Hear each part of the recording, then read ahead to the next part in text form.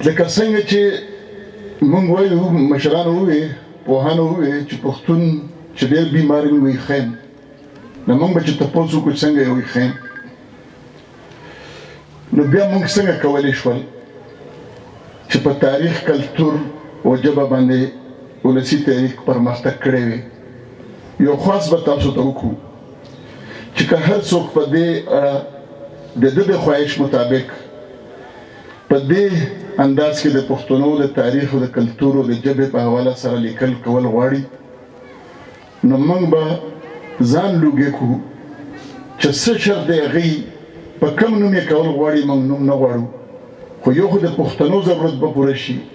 بل به د ارواښاد ډاکټر خالق زیار هغه ارمان به پوره شي نو موږ به ستاسو ډېره مننه کوو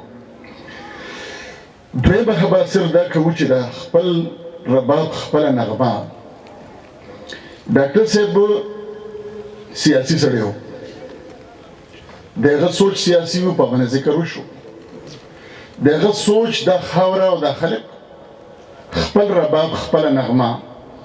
د خپل رباب خپل نغمې ته څومره ښایسته وخت نن دی دومره مخکې نه و والله ته ګنې دغه بېعزي درنه وژني پښتونه دا قاتله خاموشي درنه وژني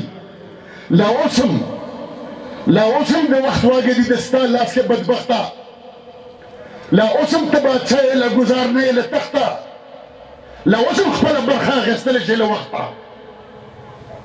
د ذهن نه دې وشلوه د ویرې زنجیرونه خالده ګنې دغه غلامي درنه وژني د نر بابا بچیه بېننګي درنه وژني پښتونه دا قاتله خاموشي درنه وژني